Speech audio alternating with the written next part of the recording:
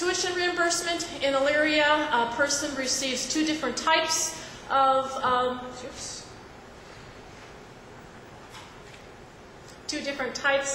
college credit. One is they receive $1 per credit. There are some maximums. It depends upon whether it's an associate or bachelor's degree. That is added to the another bonus type of compensation. They also have tuition reimbursement. I will tell you from the comparables, nobody has both. Almost all of your comparables do have a tuition reimbursement type program where they encourage individuals to get further education, whether that be associate's, bachelor's, master's degrees, additional training, etc. But I think at this point in time, the city needs to develop a city-wide reimbursement tuition program. It shouldn't be just for the Elyria firefighters, although I think it definitely needs to be there, and we'll talk about that again. But I think citywide, that should be something that's encouraged in a citywide policy. The policy should tie dollars to a local university or cap the per year amount. Unfortunately, the days of just having unlimited tuition reimbursement are gone. In fact, they were gone quite a long time ago. And I usually see something where it's attached to X tuition of Ohio State University. That's as much as you're going to pay. Or it's capped at X amount of dollars per year. There needs to be a repayment program, and again, I'm talking about a citywide repayment program where if I get my degree from you, I have to work X amount of years past that in order to obviously then provide some contribution. You paid for the degree, you should get something out of it. And there is no repayment type of program at this point in time. And again, I would definitely get rid of the hourly compensation and integrate that somehow into your base salary and just offer one type of program that's eligible and available to all employees within Elyria.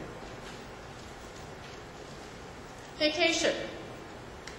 Contrary to what I said at the beginning of the program, your vacation schedule is comparable to other organizations. There really is no change to the schedule. That is something that I did hear by firefighters when I came in and talked to some folks. Well, our vacation schedule is based upon a way we did something in '05, and so therefore you're probably going to be changing it. No, the type of vacation schedule you're offering for years of service is very comparable, and I don't recommend any change at this point in time to that schedule. What I do recommend, however, is some sort of accrual methodology. Right now, employees receive their vacation in a lump sum at the beginning of the year. If I leave employment, there is no payback provisions. I just get it. And I think all of your comparables have some sort of accrual methodology. Again, I'm just saying you need to develop some sort of accrual methodology. There are as many accrual models as there are departments that are using them. And so therefore, I think during the negotiation process, this would be a good problem-solving piece to figure out which way is going to work best for the Elyria Fire Department. But that's where you need to change. You are silent on whether or not you allow vacation carryover.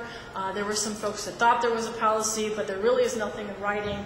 And again, not only for the fire department, but for all of your municipal departments, you need to look at, am I allowed to carry over vacation? If so, if there's a time period in which I have to use it, etc. That needs to be spelled out clearer. Floating holidays, this is the area where you are unique. This is the area where you really do have some potential for some cost savings. As I indicated, only Lorraine has a similar program where there's about 312 hours. I know some of it's Kelly days and there's all kinds of things mixed up in there, but it is unique and that is something that really does need to be looked at. Again, part of that is Kelly days, and we've talked about that already. Another thing, if you're going to go into the Kelly Day concept, you need to also make sure that you negotiate what happens when I trade a Kelly Day.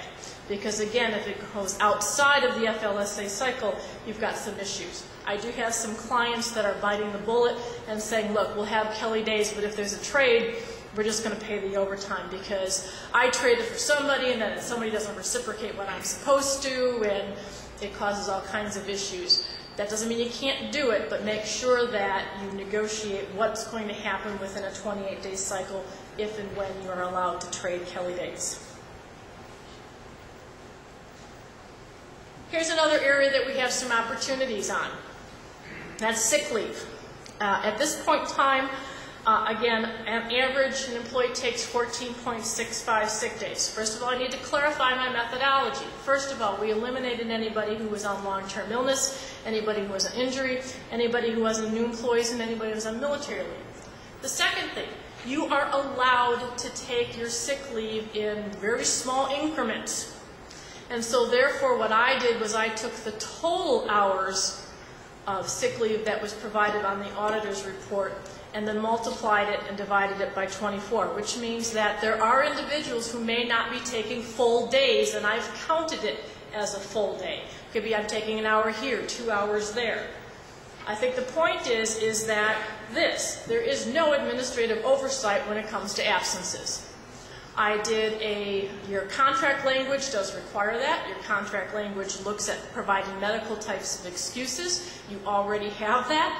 And yet when I did an audit of your personnel records, I took about 25, 30 employees and randomly went through their personnel records. There is no such documentation. I don't know if it's true, but there's stories of people who said, oh yeah, I tried to get tomorrow off for a personal day, they denied me, so I called in sick. Let's put it this way, if that's not happening here, I'd be surprised because that's something that happens in every organization. The question becomes, what does administration do about that? And I think that's where, because we've had a leadership void for so many years, we definitely have some issues on that. The other thing that I found interesting is that you earn 1.25 sick days per month, which basically equates to about 15 per year. The average of all of your comparables is about 7. So you do earn more sick leave than most of your fire department comparables around here. But also, if I take 24 hours off, only 8 hours is deducted from my sick bank. And no other department has such a program. So basically, the other hours are just being compensated for. This becomes a very, very significant issue that you're not tracking sick leave in respect to the Family and Medical Leave Act. There have been significant changes in the FMLA law recently. You allow time off in some of your provisions to be as little as 6-minute increments, which means you now then need to allow FMLA off to be in 6-minute increments. You need to determine if the absence falls under FMLA. You are not doing that. If the absence does fall under FMLA, you need to be giving those employees their notification of rights and tracking it as an FMLA absence. You are not doing that. And so therefore, that whole section of law is falling through the cracks, which again makes sick leave a target. You have a sick leave bonus program. At first I thought, it's a nice program. When I went through the auditor's records, I saw that only one person received the bonus, which kind of made sense considering how much sick leave I saw per employee. And yet I found out that it's not being tracked necessarily by payroll, it's being tracked by your shift commanders. So therefore, there is no handle on how much sick leave bonus is actually giving out. I'm not saying they're abusing it. My question is this: who's tracking it? You need to have a secondary source tracking what that sick leave program is and who's receiving it, especially in relationship to sick leave time. Again, I'm not accusing anybody of doing anything, but you need to have something a little bit more documented, especially through the payroll's office, to make sure that that program is being administered correctly.